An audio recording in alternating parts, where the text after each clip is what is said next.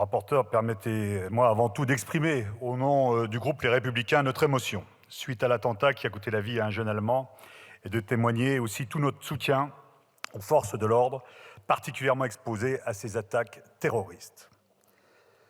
Cet après-midi, nous examinons une proposition de résolution déposée par le groupe Renaissance qui vise à défendre les démocraties face aux multiples menaces et tentatives de déstabilisation. De prime abord, nous pourrions nous interroger sur l'opportunité d'un tel débat, quand on sait qu'une résolution n'emporte aucun effet juridique, et alors que nos concitoyens sont, eux, dans l'attente de résultats concrets pour leur sécurité, leur pouvoir d'achat ou encore leur environnement. Et pourtant, le groupe Les Républicains accueille avec intérêt ce débat, car pour nous, prendre du temps pour la démocratie est toujours opportun et bienvenu. On l'oublie trop souvent, la démocratie est fragile. Et alors que nos concitoyens seraient frappés, selon les sociologues, par une fatigue démocratique, il peut être pertinent d'ouvrir un débat sur la démocratie avec l'idée de la défendre. Car la démocratie est aujourd'hui attaquée.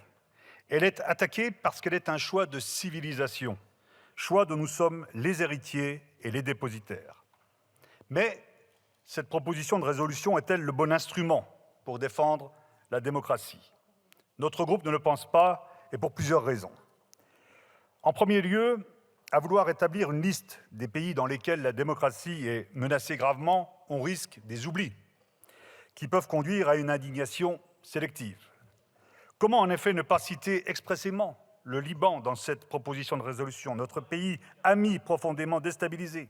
Comment ne pas parler de la démocratie taïwanaise, menacée et assiégée par les velléités chinoises? Comment ne pas avoir une pensée pour les communautés chrétiennes persécutées au Pakistan, au Nigeria ou au Proche-Orient? À l'inverse, nous pouvons être surpris par certains choix qui ont été faits. Comment, en effet, placer sur le même plan les attaques terroristes du Hamas et la situation de la démocratie en Hongrie? Plus encore, nous pouvons nous inquiéter du procès politique qui est sous-jacent. Ce que vous contestez en fait sur la situation hongroise, ce sont les choix politiques faits démocratiquement par les Hongrois. Or, comme le disait justement François-Xavier Bellamy à la tribune du Parlement européen, je le cite, « Nous n'avons pas à imposer à une démocratie l'orientation qu'elle doit prendre. » On peut se demander si pour vous n'est démocratique que ce qui va dans le sens de vos opinions. Et dès lors, nous pouvons nous inquiéter de votre volonté exprimée dans la proposition même de résolution de, je cite, « combattre la propagation de discours clivants ». Est-ce vous qui allez définir ce qui est clivant et ce qui ne l'est pas? Drôle de conception de la démocratie.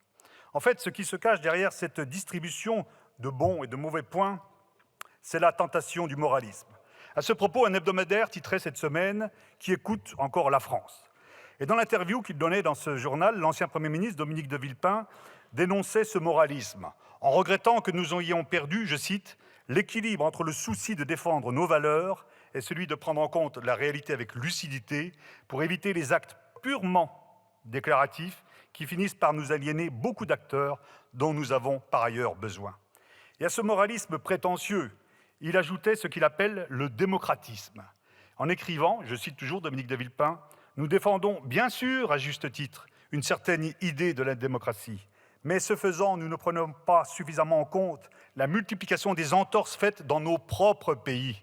Notre vision, perçue comme idéologique, a du mal à convaincre toute une partie du monde qui se trouve être aujourd'hui majoritaire. Et dans ce domaine, la France n'a de leçons à donner à personne, tant les atteintes aux libertés se sont multipliées sur notre sol depuis quelques années.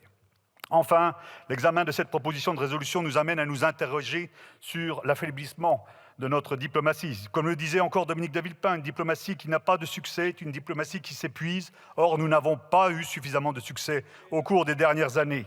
En effet, les maladresses élyséennes, les revirements, les changements de posture au gré des interlocuteurs ont conduit à une série de revers diplomatiques, marginalisation par l'Allemagne dans l'Union européenne, brouille avec le Maroc et l'Algérie, expulsion des pays africains, etc., etc.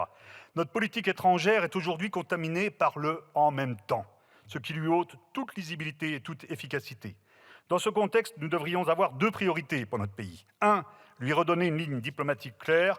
2. Mieux respecter l'état de droit et les libertés fondamentales sur notre territoire. Cette proposition, on vient de le voir, ne répondant à aucune de ces deux priorités, le groupe Les Républicains ne participera pas au vote. Je vous remercie. La parole